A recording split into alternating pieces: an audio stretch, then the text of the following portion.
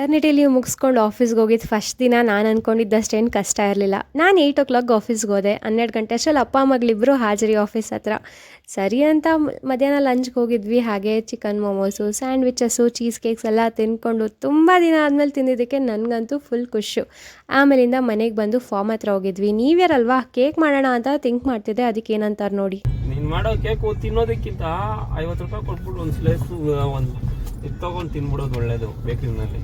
ನಾನು ಮಾಡಿದ್ರೆ ಕೇಕು ಹಂಗೆ ಬಾಯಲಿಕ್ಕೆ ತಕ್ಷಣ ಕರಗೋಗುತ್ತೆ. ಥರ ಬಿಲ್ಡಪ್ ಕೊಡೋರೆಲ್ಲ ಏನು ಮಾಡಲ್ಲ ಅಂತ ಎಲ್ರಿಗೂ ಗೊತ್ತು ಬಿಡಿ. ನ್ಯೂ ಇಯರ್ ಅಂತ ಸ್ಪೆಷಲಾಗಿ ಗ್ರಿಲ್ ಚಿಕನ್ ಮಾಡೋಣ ಅಂತ ಚಾಚಿಪಿಟಿನ ಕೇಳ್ಕೊಂಡು ರೆಸಿಪಿ ತೊಗೊಂಡು ಗ್ರಿಲ್ ಚಿಕನ್ ಮಾಡ್ತಿದ್ದೀನಿ.